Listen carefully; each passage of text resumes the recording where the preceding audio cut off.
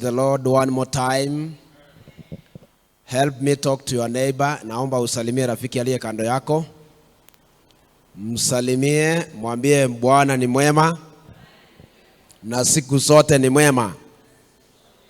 The Keniko team, naomba kuwasalimu hamjambo. Praise the Lord. Karibuni sana kwa sababu ya fundisho la leo. Na kwa sababu hiyo Mungu amekuwa mwema. Tumekuwa katika visitation na ameona ni vyema tuweze kufika japo mvua ilikuwa, tukafungiwa kiasi, lakini kwa neema zake we are here 4 minutes past 5. Nashukuru mzee kwa kung'ang'ana kuja kutuchukua ukaweze kubarikiwa. Naomba usalimie kanisa.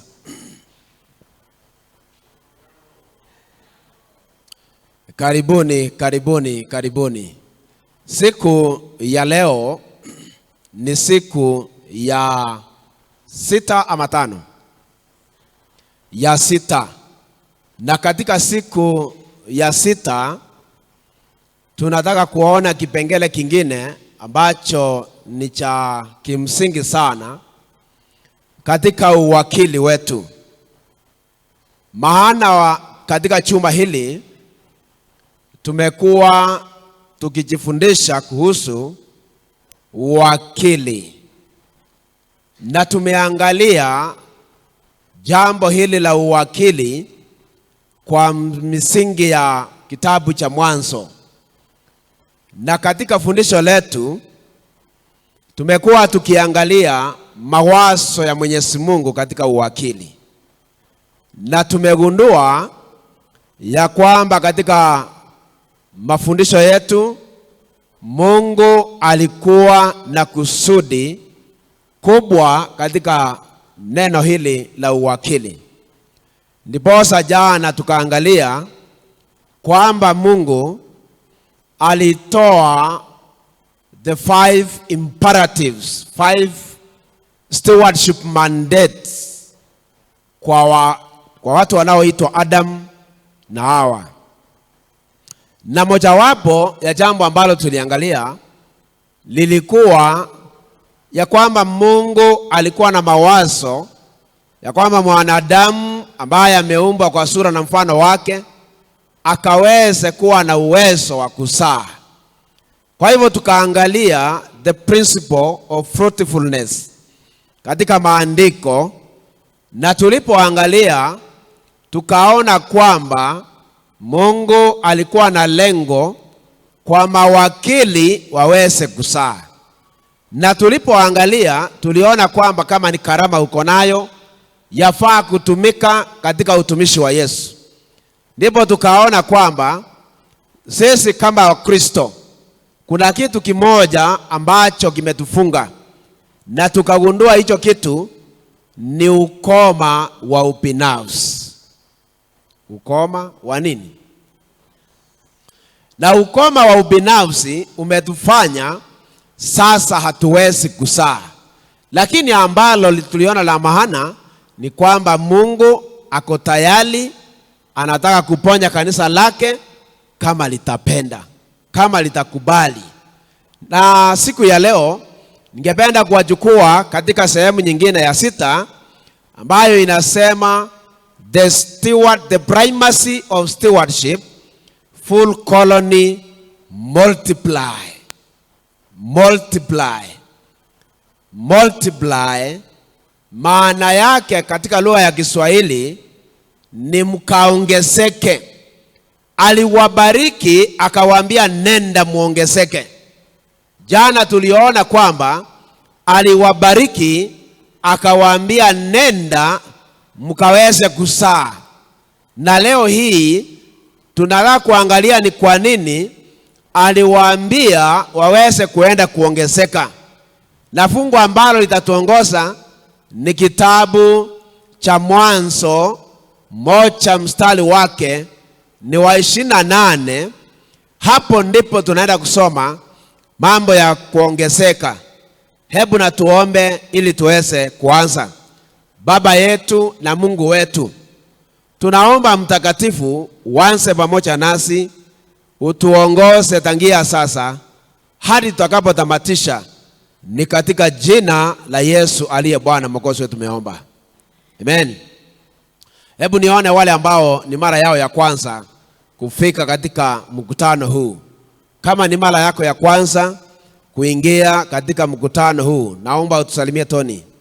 Tusalimie. Mzuri. Kuna mwingine ambaye ni mara yake ya kwanza? Ni nani yule ambaye amefanikiwa kuingia siku zote? Hebu nione kwa ishara mkono. Yule ambaye ameingia katika mkutano huu siku 5, ako wapi? Yule ambaye ameingia siku 4, ako wapi? Yule ambaye ameingia siku 3. Oh yes, welcome. Kwa hivyo siku ya leo, the primacy of stewardship multiply. The primacy of stewardship multiply. Fungu letu ambalo ni kitabu cha Mwanzo, na hapo mwanzo niliwaambia kwamba kitabu cha Mwanzo ni kitabu cha kipekee sana katika Mkristo yeyote. Tuliona kwamba kitabu cha Mwanzo katika lugha ya Kiebrania kinaitwa kitabu cha vitu vya kwanza. Na tukaangalia vitu vya kwanza, mojawapo ya vitu vya kwanza ni mambo ya ndoa. Kingine tukaona ni jinsi dhambi iliingia katika ulimwengu. Kingine tukaona ni jinsi gani mataifa yaliendelea. Kingine tukaona ni jinsi gani mpango wa wokovu uliletwa. Tukaona kingine ni jinsi gani dhambi iliingia duniani. Katika kitabu cha Mwanzo tukaona pia kwamba katika kitabu cha Mwanzo kuna mambo ya injili ya kwanza. Kwa hivyo kitabu cha Mwanzo ni cha kipekee, na siku ya leo tunazungumzia kuongezeka kwa Wakristo, kwa mawakili. Mungu aliposema nendeni mkaweze kuzaa na muongezeke, alikuwa na mawazo gani anaposema hayo? Neno hilo kuongezeka katika lugha ile ya kwanza ambayo lilitafsiriwa kutoka linaitwa raba. Raba maana yake ni kuchasa. Raba maana yake is to become many. Raba maana yake is to increase. Raba maana yake is to become numerous. Kwa hivyo jana tulipokuwa tunazungumzia kuzaa Wakristo ambao ni mawakili wanaofaa kuzaa, tunapozungumzia jambo la kuongezeka, maana yake inamaanisha baada ya kuzaa kunafaa kuendelea. Kwa hivyo Mkristo anafaa kuendelea. Mtu anayeitwa wakili anafaa akizaa aendelee. Maana yake ni kwamba katika kitabu cha Mwanzo 1:28 maana ya kuongezeka ina maana kwamba Mungu alipozungumzia Adamu, ambalo alitaka mtu huyo anayeitwa Adamu aweze kuwajibika kufanya, ni kwamba akaweze kuzaa na akaendelee kuongezeka. So far we have discovered ya kwamba kuna 5 imperatives addressed to the first man. And the first one tuliona ni kwamba God wanted man to be fruitful. The second tulipata ni kwamba God wants man to multiply. The third one ambao tumeona katika kitabu cha Mwanzo is that God wants man to fill the earth. The fourth one ni kwamba God wants man to subdue that earth. Jambo la mwisho ni kwamba God wants man to have dominion. Na katika hali ya wakili sasa, when human beings does these 5 commands, huyo mwanadamu fulfill God's will on earth. Mwanadamu anapotimiza hayo, inamaanisha kwamba anatimilisha yale ambayo yaliyokuwa ni mawazo ya Mwenyezi Mungu. When one fails to do these commands, inamaanisha one becomes a big loss and good for nothing individual in the realm of God. Mtu akikwambia you are good for nothing, inamaanisha nini?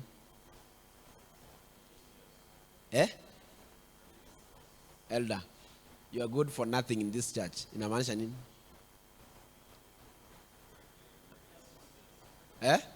You are valueless. Yani mtu hawezi shughulika kupiga bei kuhusu maisha yako. You are good for nothing. Kwa hivyo when you fail to fulfill these commands, to be fruitful, to be multiplying, to be in charge, to be a steward, inamaanisha katika mawazo ya Mungu you are good for nothing. That's a very painful statement. You are good for nothing. Ina maana kwamba hauchafikia lile lengo la Mwenyezi Mungu katika uwakili. Hauchatimilisha lile lengo la Mwenyezi Mungu katika uwakili. Kwa sababu hiyo, wapendwa, siku ya leo ningependa kwamba niweze kuwafundisha neno hili ili tuweze kuelewa ya kwamba mawazo ya Mwenyezi Mungu katika jambo la kuongezeka ni kwamba God expects productivity. God expects stewards who are productive. God expects stewards who are creative. God expects stewards who are resourceful. God expects stewards who are industrious. God expects stewards who are bountiful in giving. Kwa hivyo Yesu anataka kushughulikia mtu apate kuelewa kwamba to multiply is a critical examination with a significance katika maisha yako ya Ukristo. Lazima uelewe ya kwamba kuongezeka kwa mawazo ya Mwenyezi Mungu ina maana kwamba it is a scientific terminology mainly in the mathematics world. Maana yake increasing in manifolds, yani unaongezeka. Kwa sababu nikawaambia katika neno la Kiebrania linamaanisha kwamba huyu mtu ambaye anaongezeka lazima aongezeke, anakuwa kwa wingi. Katika lugha ya Kiingereza inasema you are to increase, you are to enlarge, you are to expand, you are to grow, become many and become much, multiply. Kwa hiyo Mungu anaposema kwamba anahitaji mawakili ambao wanaoongezeka, ana mawazo gani katika mambo ya kuongezeka? Jambo la kwanza ambalo lilikuwa ni wazo la Mwenyezi Mungu anaposema kwamba wazae na waweze kuongezeka, ina maana kwamba Wakristo hawa wapate kuwa ni watu wanaoendeleza mambo ya uwakili. To multiply is a divine mandate of God's stewardship. It means whatever resource God has placed in your hands and responsibility. It also means you are to increase whatever God has bestowed upon us. He commands and expects us to multiply it and make it bear fruits. Mungu anatarajia kuona ya kwamba katika kuongezeka, it means God has created you and me with the capacity and the potential to multiply. Hakuna mtu ambaye hana uwezo wa kuongezea. To increase and to enlarge in capacity in this life. Anakuambia this term to multiply inapotumika katika mazingara mengine, in nature God has created almost everything with a principle of potential. Mungu ameumba kila kitu na uwezo wa kuongezeka. Anatumia mbegu ndogo ya mti akaweze kutuelezea ya kwamba in a seed there is potential to multiply. Anasema hivi, this means that the principle in the seed is foundational and spiritual and natural law instituted by God. It dictates that every seed possesses the inherent power to increase. Kuna uwezekano unapoweka mbegu ya mahindi moja ndani ya mchanga, ikiota, ni ngapi unapata hapa juu? Mingi. Kwa hivyo anasema unapotumia mbegu, Mungu anajaribu kukuelezea kwamba kuna kitu inafaa ukaweze kuelewa, ya kwamba ndani ya mbegu kuna uwezo wa kuongezea, kuna uwezo wa kuongezeka. Ndio sababu anakuambia in this principle of multiplication, kwa Mkristo ambaye ni wakili anafaa aelewe ya kwamba God has created in you the power, the potential, the ability to multiply. Hebu nitumie fungu lake la Genesis. Genesis chapter 1 verse number 11 and verse number 12. Katika mimea Mungu ameweka uwezo wa kuongezeka, na katika hata mifugo mingine Mungu ameweka uwezo wa kuongezeka. Katika wanadamu Mungu ameweka uwezo wa kuongezeka. Hebu na tusome machache katika fungu lake la 11. Inasema namna gani? Mungu akasema, mti na itoe machani, mche utoao mbegu, na mti wa matunda usaao matunda na chinzi yake, ambao mbegu zake ziko ndani juu ya nchi. Ikawa hivyo. Kwa hivyo Mungu anasema alipotamka na iwe miti kutoka kwa mjanga, miti ikatoka. Maandiko yanatuambia kwamba kulitokea na miti ambao ni machungwa, ambao yaliokuwa na mbegu zenye zinafanana, zenye zina uwezo wa kuzaa miti mingine kama hiyo. Ndio Mungu akasema, if you have planted a wafer tree, that wafer tree itatoa mbegu, ikianguka ingie ndani ya mjanga, pia hiyo mbegu itaota ikiwa wafer tree. Haleluya.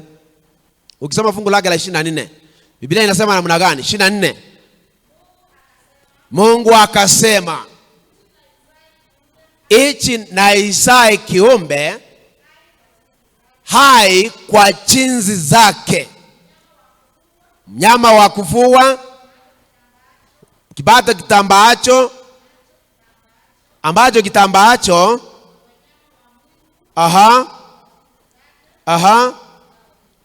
katika lugha ya Kiingereza Biblia inasema, and God said, let the land produce living creatures according to their kind, yani zinazofanana. Kwa hivyo these living creatures zimepewa uwezo wa kuongezeka katika jinsi yao. Livestock creatures that move along the ground, and wild animals, each according to its kind. Kwa hivyo kama ni mbuzi haiwezi saa ndama ya ng'ombe. Haleluya. Bwana asifiwe. Kama ni kondoo inasaa kondoo mwenzake. Kama ni chilavi inasaa chilavi mwenzake. Ndio hiyo Mungu anasema ya kwamba there is potential and multiplication kwa kila kiumbe ambacho amekiumba. Kwa nini anasema hivyo? Anasema there is a law of kind. Yaani katika kusaa huku, katika kuongezeka huku, whatever a man sow, that shall he reap also. Yaani ukipanda mbegu ya maua hii, lazima ikaweze kusaa kama hiyo. Wagalatia 6 fungu lake ni la 7, kitabu cha Ayubu 4 fungu lake ni la 8. Inakuambia a seed always produces after its own kind. Therefore the quality of the seed, the actions, the words, the thoughts, the finances determines the quality of the harvest. Maandiko yanasema kwamba katika uwezo huu ambao umewekwa ndani ya mbegu huo, itatoa mbegu kama ile. Na ndio sababu inasema ya kwamba katika mwanadamu ambaye ni wakili, ambaye anawekwa kama kuwa wakili, akiwa na matendo fulani, akiwa na maneno fulani, akiwa na mawazo fulani katika pesa zake, they determine the harvest you are giving. Ndio sababu anakuambia wana wa Mungu ya kwamba katika mbegu hii lazima uelewe kwamba ili ikaweze kuzaa mbegu kama ile ambayo imewekwa ndani ya mchanga, there is necessity of death. Hakuna mbegu ambayo inaweza kuzaa kabla ichawekwa ndani ya mchanga, na ive kama haitakufa basi haitaleta mbegu ingine. Maandiko inatuambia katika kitabu cha Yohana 12 mstari wake wa 24 hadi mstari wa 26 ya kwamba this potential within a seed, for it to bring out according to this kind, it must die first for it to bring out. Kwa hivyo anasema ya kwamba Mkristo, ili ukaweze kuwa Mkristo, hebu soma hiyo Yohana 12:24 inasema, amini amini nawaambia, jembe ya ngano isipoanguka katika nchi kava ikafa, Biblia inasema ya kwamba hukaa hali hiyo peke yake, bali ikiva itatoa mazao mengi. Au dange ntetere ngano etaweti asiriro baime elinde nyale gukwa tekwama yego tiargereyo. Ina maana kwamba Mkristo asipokufa ndani ya Yesu, huyo Mkristo hatazaa, hataongezeka. Ina maana kwamba huyu Mkristo ili akaweze kuwa na uwezo wa kuongezeka katika uwakili wake, huyu Mkristo ili akaweze kuongezeka katika Ukristo wake, yafaa afe ndani ya Yesu Kristo. Katika kitabu cha Warumi 6 mstari wake ni wa 1 hadi mstari wake wa 4, Biblia inasema hivi, na tuseme nini sasa? Tuendelee kuwa wenye dhambi ili neema ya Yesu Kristo ikaongezeke? Maandiko inasema wapendwa, tudumu katika dhambi ili neema izidi kuwa nyingi? Hasha! Sisi tuliofia dhambi tutaishiche tena katika dhambi? Hamfahamu ya kuwa sisi zote tuliobatizwa katika Kristo Yesu tulibatizwa katika mauti yake? Basi tulikuwa pamoja naye kwa njia ya ubatizo katika mauti yake, kusudi kama Kristo alivyofufuka katika wafu kwa njia ya utukufu wa Baba, vivyo hivyo nasi tuenende katika upya wa uzima. Kwa hivyo Mkristo anayeitwa Mkristo, kwa hivyo wakili anayeitwa wakili, yafaa akaweze kufa ndani ya Yesu Kristo, akifa ndani ya Yesu Kristo, Biblia inatuambia ya kwamba katika ubatizo wako, yale mambo ya ubinafsi, ule ukoma wa ubinafsi, ile mambo ya kuwa mnyang'anyi, yatasikwa ndani ya maji, ndani ya kaburi ya maji. Na ukifufuliwa katika ubatizo, jinsi Yesu alifufuliwa, maandiko yanasema kwamba utaenenda katika maisha mapya. Sasa utafikiria kama wakili, utafikiria kama mtu ambaye anatambua kuna mwenye vitu niliye nayo. Utafanya kila kitu kwa sababu unajua there's your master. Unafanya kila kitu kwa sababu unajua kuna mkubwa wako. That is why the principle of death, that is a principle of transformation, inakusaidia kuelewa ya kwamba ili ukaweze kuzaa na uongezeke, ni lazima ufe ndani ya Yesu Kristo. Hebu niulize swali hivi, ni wangapi waliokufa ndani ya Yesu Kristo? Kama una hakika kwamba ulikufa.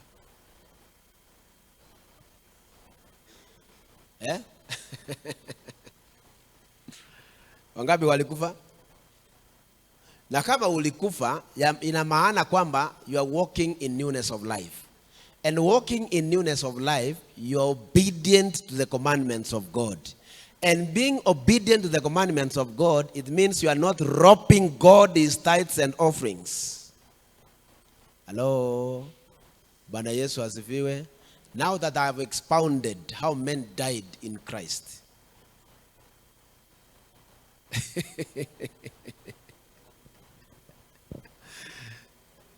Bwana Yesu asifiwe.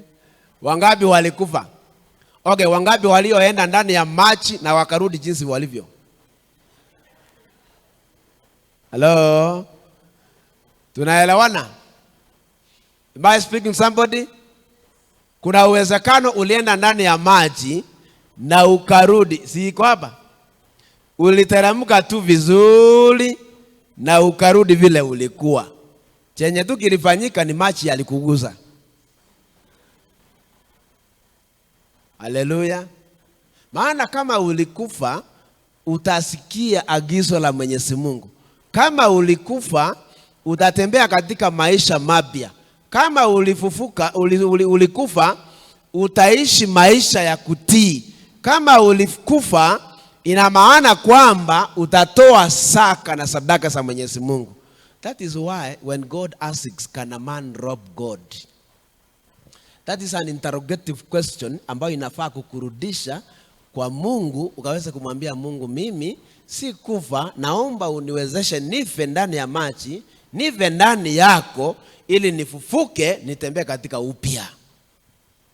Kwa hivyo anamaanisha ya kwamba when you have died in water, if you are dead in Christ, inamaanisha kwamba you will walk in newness of life. There is another thing that I want us to understand. The seed that we are talking about is the word of God. That is why in the spiritual context, the seed represents the word of God. Ukisoma kitabu cha Petro wa kwanza, mlango wa kwanza, fungu lake la 23, it is described as incorruptible seed. This seed is incorruptible, that when planted in the heart, transforms our life and produces spiritual fruits. Hebu soma hiyo. Petro wa kwanza, chapter 1 verse 23, nasema,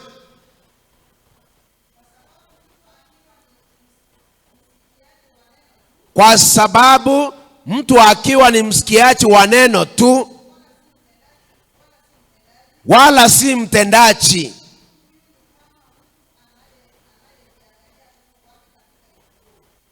hadi mtu huyo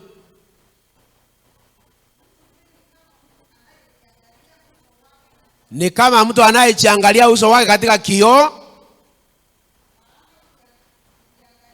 Maana ujiangalia,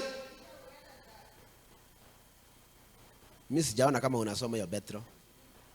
Petro wa kwanza 1:23 inasema, kwa kuwa, yes, kwa kuwa mumezaliwa mara ya pili, si kwa mbegu iharibikayo, bali kwa ile isiyoharibika, kwa neno la Mungu lenye uzima lidumulo hata milele. Kwa hivyo sisi wa Kristo, sisi mawakili, tumesaliwa katika neno la Mwenyezi Mungu, ambalo si neno linaloharibika, lakini ni lile neno linalodumu milele. Ndio sababu tunaambiwa ya kwamba when this word is planted in our hearts, it transforms a life and produces spiritual fruits. Kwa sababu nikawaambia mara ya kwanza kwamba kitabu cha Timotheo wa pili chapter 3 verse number 15 to 17, hilo neno lina uwezo wa kukubadilisha, hilo neno lina uwezo wa kukukanya wewe, hilo neno lina uwezo wa kuelekesha wewe. Waibrania 4:12 inakuambia ya kwamba hilo neno lina uwezo pia wa kubainisha, hilo neno lina uwezo wa kujua mambo katika maisha yako. Fungu lake la 12 linasema, maana neno la Mungu li hai, tena lina nguvu, tena lina ukali kuliko upanga uwao wowote ukatao kuwili, tena la joma hata kugawanya nafsi na roho na viungo na mafuta, maandiko yanasema yaliyomo ndani yake, tena li jepesi kuyatambua mawazo ya makusudi ya moyo. Biblia inasema kwamba neno la Mungu lina uwezo wa kutambua mawazo yaliyo ndani yako. Ndio sababu maandiko hayo yanatuambia ya kwamba there is what we call the seed time and the harvest. Ina maana ya kwamba mtu akikubali hili neno liweze kupandwa ndani yake, mazao yatakuwa mengi, maongezeko yatakuwa mengi. Kwa sababu ya imani hiyo, one must plant to experience a future increase. Ndio sababu nasikia watu wanasema panda mbegu na ukafanya nini? Panda mbegu na ukafanya nini? Ukafune.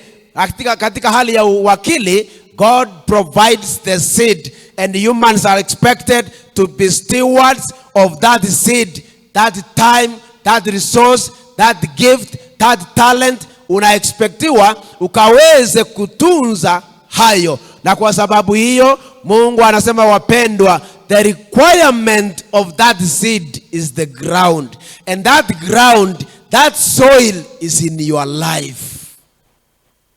Kikubali hilo neno liweze kuingia katika maisha yako, basi litakuletea mabadiliko. Wacha nitumie mfano mmoja katika Biblia ili tunapotamatisha fundisho letu. Katika kitabu cha Luka 19, Biblia ina mfano mzuri. Katika kitabu cha Luka 19, Biblia inasema haya yafuatayo katika fungu lake la 11. Baada ya hayo, maandiko yanatuambia, waliposikia hayo, aliongeza kusema mfano, kwa sababu alikuwa karibu na Yerusalemu, na wao walidhani ya kuwa ufalme wa Mungu utaonekana mara. Maandiko yanatuambia ya kwamba Yesu alikuwa na tabia ya kufundisha akitumia mifano. Kwa sababu gani? Yesu alipokuwa akitembea katika maisha haya yake, alikuwa anafundisha watu, na katika kufundisha watu alikuwa anafanya miujiza, na katika kufanya miujiza watu hawakumuelewa. Alikuwa anasema jambo, watu hawakuwa wanaelewa. That is why akachukua hatua ya kufundisha from that which they know to the spiritual aspect. Because he has that tendency of teaching from the natural to the spiritual. Yesu huwa anatumia, akitaka kufundisha mambo ya kiroho, anatumia yale mambo ambayo unayoyaelewa ili akaweze kukufundisha. Akitaka kukueleza mambo ya kiroho kuhusu Ukristo wako, anakuonyesha mbegu ambayo imewekwa ndani ya mchanga na ikafa ndani ya mchanga, na baada ya kuota kutoka kwa mchanga ikaanza kukua na ikakua na ikakua na ikatoa mazao. Yanakuambia kwamba Mkristo, ili ukaweze kutoa mbegu, ili ukaweze kuzaa katika maisha yako na kuongezeka, lazima ufe ndani ya mchanga, lazima ufe ndani ya Yesu Kristo, na ukifa ndani ya Yesu Kristo, basi ukifufuliwa utaanza kutoa mazao. Kwa hivyo Yesu akawa na watu ambao alikuwa anafundisha. Maandiko yanasema alikuwa na watu ambao alikuwa anafundisha, lakini hawa watu hawakuelewa mambo ya kiroho alikuwa anawafundisha. Ndipo akachukua hatua ya kuwafundisha kupitia mifano ili wapate kuelewa mambo ambayo hawaelewi. Akachukua mfano mmoja akasema katika fungu lake la 12, basi akasema mtu mmoja kabaila alisafiri kwenda nchi ya mbali ili ajipatie ufalme na kurudi. Maandiko yanatuambia kwamba kulikuwa na mtu mmoja aliyetaka kuenda safari. Alipotaka kuenda safari, alikuwa na mali yake, alikuwa na vitu vyake, alikuwa na mambo yake. Akaita watu wake, watu 10. Biblia inatuambia ya kwamba akaita watu 10 katika watumwa wake, akawapa mafungu 10 ya fedha, akawaambia fanyeni biashara hata nitakapokuja. Kwa hivyo akawaambia, to every man he gave according to his several ability, and straight away he went on a journey.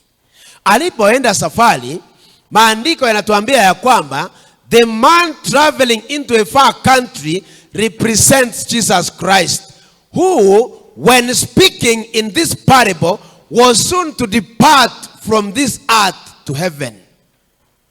Alipokusanya watu na akawaambia hayo mambo, maandiko yanatuambia ya kwamba he called his servants, and the word servant in that text inakuambia it is a slave, and a slave in this parable represents a follower of Jesus Christ. Na katika lugha ya Kigiriki, maana ya slave ni mtu ambaye hana his own rights, ni mtu ambaye hana his own time, ni mtu ambaye hana his own vitu, ni mtu ambaye hana uwezo wa kujitawala. Ndio sababu anasema we are not our own, we have been bought with a price, and because we have been bought with a price, that price is not corruptible things, but the precious blood of Jesus Christ.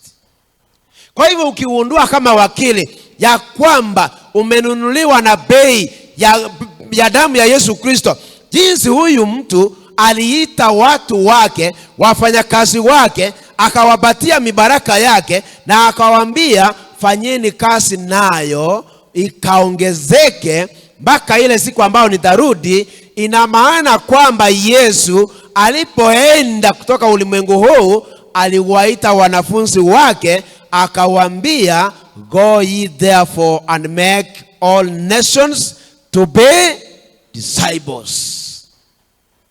Helen White anasema hivi, all men have been bought with this infinite price. By pouring the whole treasury of heaven into this world, by giving us in Christ all heaven, God has purchased the will, the affection, the mind, the soul of every human being. Yani kwa sababu Mungu aliamua kumwaga mbingu yote katika maisha yetu, aliamua kumwaga mbingu yote katika maisha yetu, anasema ya kwamba amenunua kila kitu katika maisha yako. Na kwa sababu amenunua kila kitu katika maisha yako, whether believers or unbelievers, all men are the Lord's property. Watu wote ni wanani? Kwa sababu ya Yesu aliyetoka mbinguni akaja katika ulimwengu huu, akamwaga damu yake, akaangikwa juu ya msalaba ili akaweze kutununua. Alipotununua, we became the property of God. And because we are the property of God, all are called to do the service for him. Sisi wote tunatarajiwa kuwa watumishi katika shamba la nani? Sisi wote tunatarajiwa kuwa watendakazi katika shamba la Bwana. That is why anasema, and for the manner in which they have met this claim, all will be required to render an account at the great judgment day. Kwa hivyo jinsi umetumika kama wakili katika maisha yako, ina maana ya kwamba Yesu atakapoleta ufalme wake, utatoa hesabu jinsi ulivyotumika. Ndio sababu Yesu akawaambia, I am going to a far country. And because I'm going to a far country, I have called you and I've given you according to the ability that you have. Go and do business with this. Na wakaenda. Walipoenda, maandiko yanatuambia ya kwamba kila mmoja akafanya vile mawazo yake yalifanywa. Maandiko yanatuambia ya kwamba Christ's followers have been redeemed for services. Christ's followers have been redeemed for service. You are not redeemed for idleness. Our Lord teaches that true object of life is ministry. Yani sababu kubwa wewe ni Mkristo, sababu kubwa wewe ni wakili, ni kwa sababu umeitwa kwa utumishi wa nani? Ili watu waweze kuongezeka. Anasema ya kwamba huyu Yesu anasema amewaita wote, and he has committed to them his blessings, and because he has committed to them his blessings, one thing that he requires of everyone ni kuenda ukaweze kutumika ili ukaweze kuongezea. Wapendwa, maandiko yanatufahamisha ya kwamba katika safari ya uwakili, huyu mwandishi wa kitabu cha Luka chapter 19 verse number 11 to verse number 27 anasema huyu aliyeita watu wake na akawaambia, ninaenda safari ya mbali, na kwa sababu ninaenda safari ya mbali, sasa nataka kuwapatia kadri ya uwezo wenu, muende muweze kutumika. Ukisoma verse 15, maandiko inakwambia, wapendwa, ikawa aliporudi ameupata ufalme wake, aliamuru waitwe wale watumwa aliowapa fedha, ili achue faida kila mtu kwa biashara yake. Ili ajue faida ya kila mtu kwa biashara. Hebu nisome verse 16. Wakasema nini? Fungu lake la 16. Akaja wa kwanza akasema,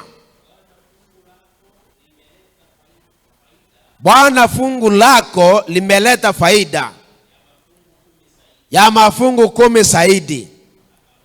Akamwambia, vema mtu mwema, kwa vile ulivyokuwa mwaminifu katika neno lililo ndogo, uwe na mamlaka juu ya miji 10. 18. Akaja wa pili akasema, Bwana, fungu lako limeleta mafungu 5 zaidi. Faida ndio zaidi hiyo. Akamwambia huyu naye, wewe uwe juu ya miji 5. Akaja wa mwingine akasema, Bwana, hili ndilo fungu lako ambalo nililiweka akiba katika leso. Kwa maana nilikuogopa, kwa kuwa huu mtu mgumu.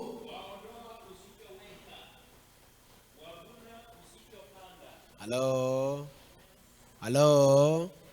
Huyu alimwambia namna gani? Ninajua wewe ni nani? Ni mtu nani? Jambo lingine akamwambia ninajua.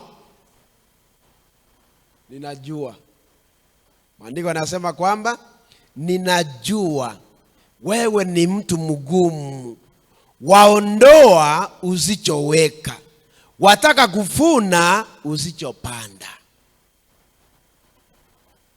Na huyo anayemwambia ni mwenye aliyemkirimia, ni mwenye aliyembariki, ni mwenye aliyemweka awe wakili. Je, nikuulize mpendwa, kati hawa watatu ni wewe uko pande gani?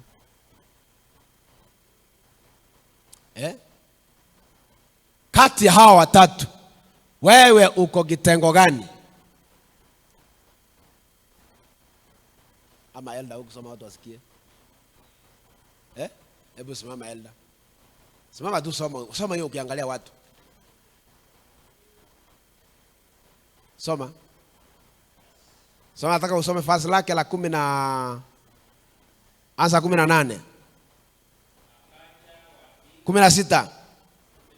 Akacha wa kwanza akasema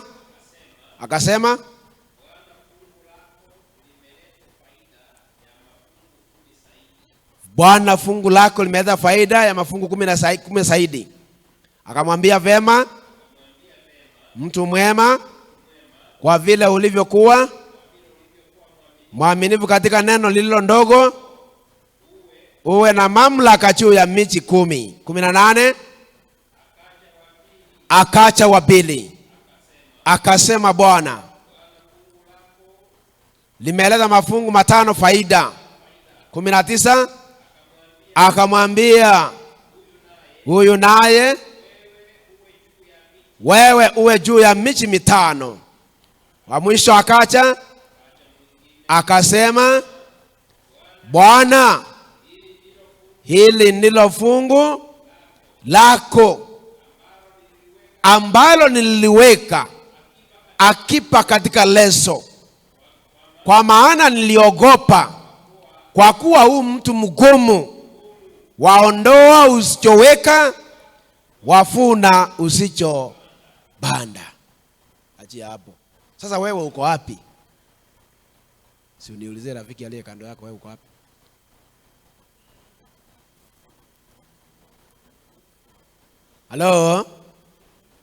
Halo. Happiness uko wapi?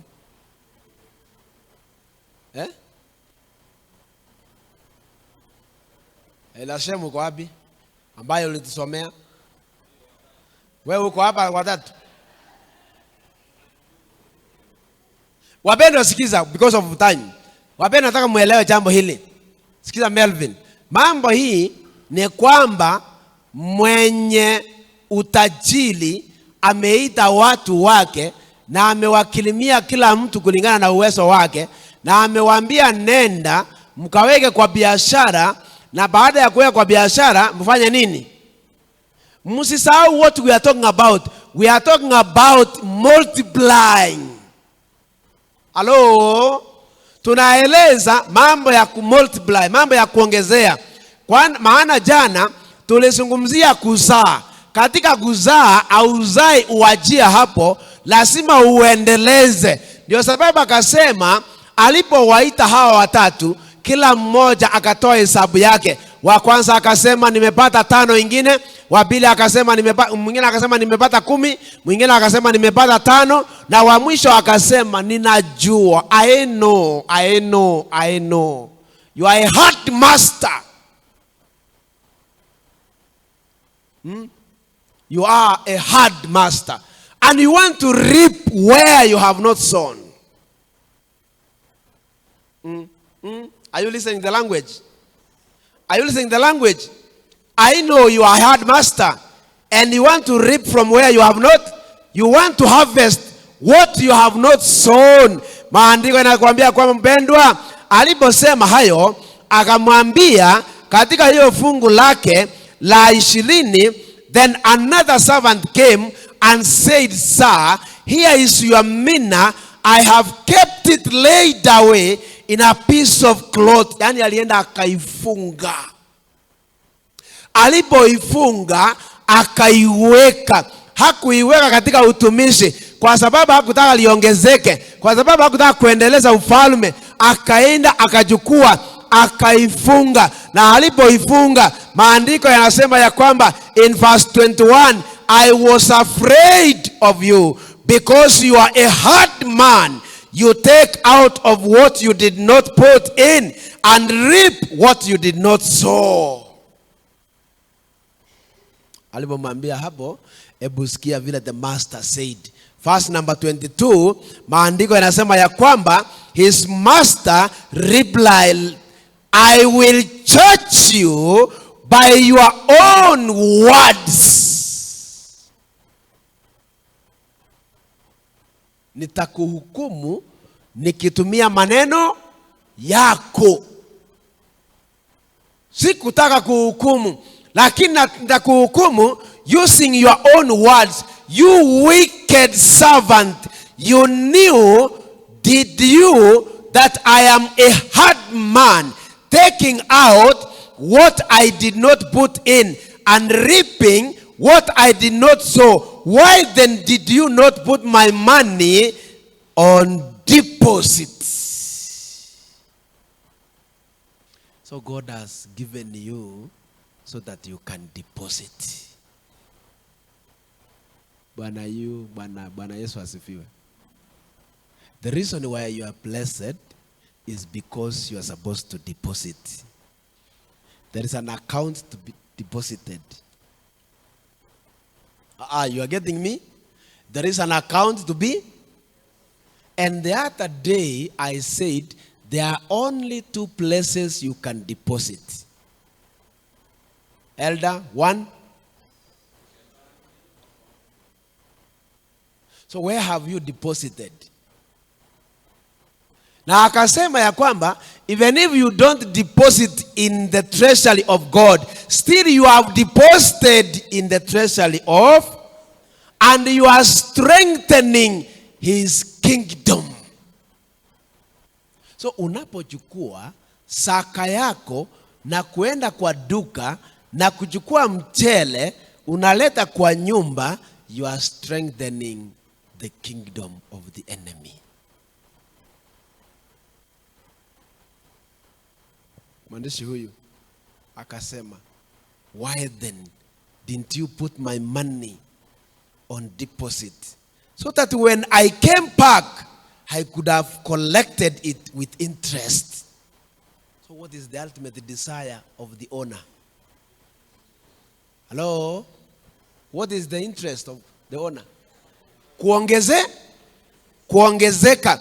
Kwa sababu hiyo, kwa sababu hakuweka hiyo katika deposit, verse 24 inasema, then he said to those standing by. Kulikuwa na watu ambao walikuwa wamesimama kando.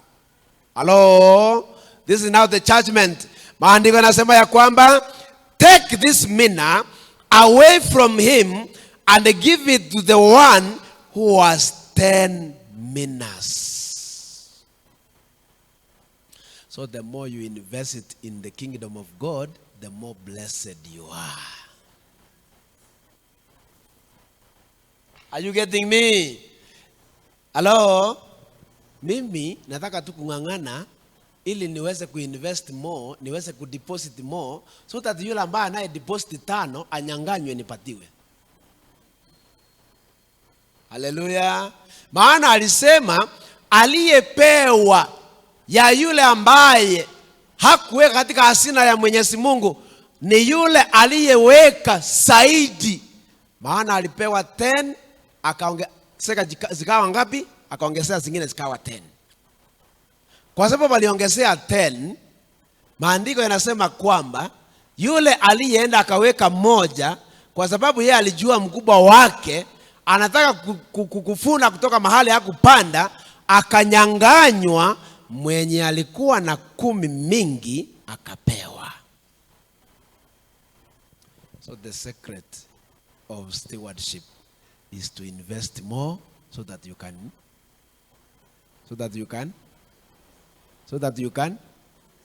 That is the principle in stewardship.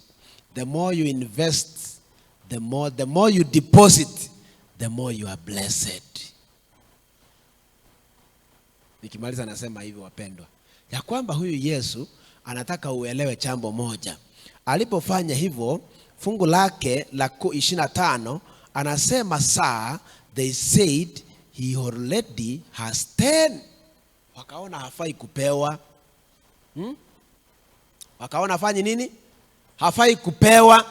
Waliposema hivyo, wakamwambia si huyu wako tayari na 10. Mbona tumpatie? Kwa nini apewe tena? Si yeye ako na 10, si hata tungeachia huyu awe na ile yake moja. Akawaambia, I tell you that to everyone who has, more will be given. But as for the one who has nothing, even what he has will be. So lengo la uwakili hapa ni kukuonyesha upate kuelewa kwamba unahitajika kudeposit more.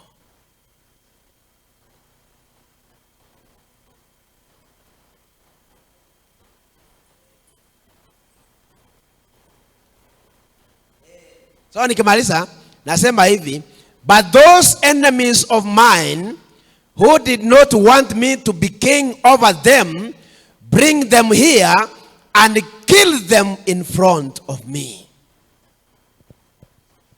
That's a very serious statement. Hello? That's a very serious? Yaani mwenyewe anasema sasa, kwa sababu hawakutaka niwe mfalme, now because I have come as a king, I am now charging them, what you ought to do now, go and bring them and execute them and kill them.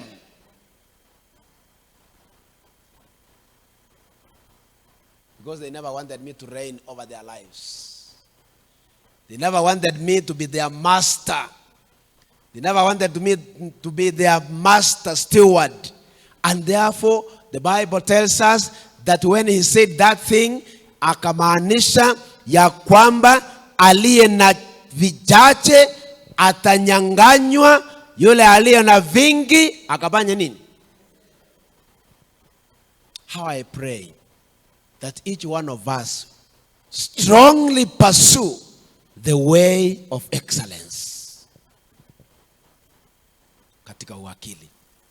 Petro, hapo ndio nimalizia. Petro wa pili 3 fungu lake la 10, maandiko yanasema namna gani? Petro wa pili. Petro wa pili fungu lake la 10, 3:10 inasema namna gani?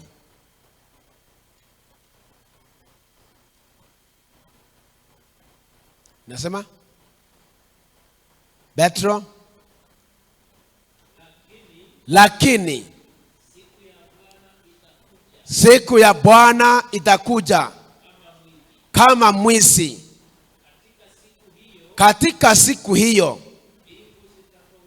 mbingu zitatoweka kwa mshindo mkubwa, na viumbe vya asili vitaunguzwa na kufumuliwa,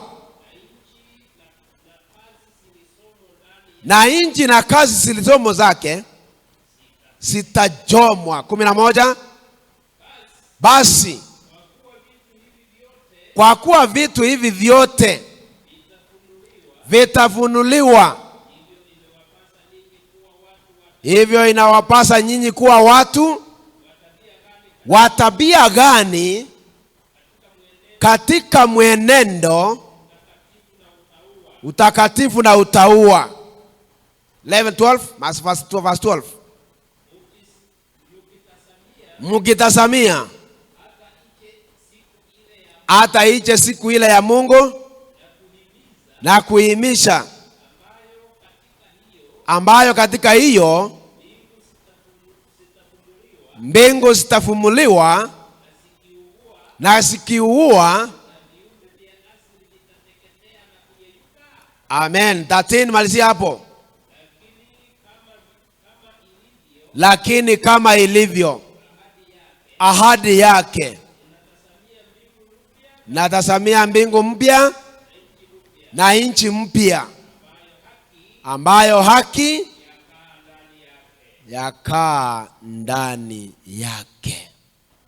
Christ is waiting with a longing desire to manifest himself in his church. When the character of the Savior shall be perfectly reproduced in his people, he will come to claim his own. It is the privilege of every Christian not only to look for, but to hasten the coming of our Lord Jesus Christ. Were all who profess his name bearing fruit to his glory, how quickly the world would be sown with the seed of the gospel. Quickly it would be ripened and Christ will come. Na Mungu aweze kutubariki. Sasa wewe ni nani kwa makundi hayo matatu?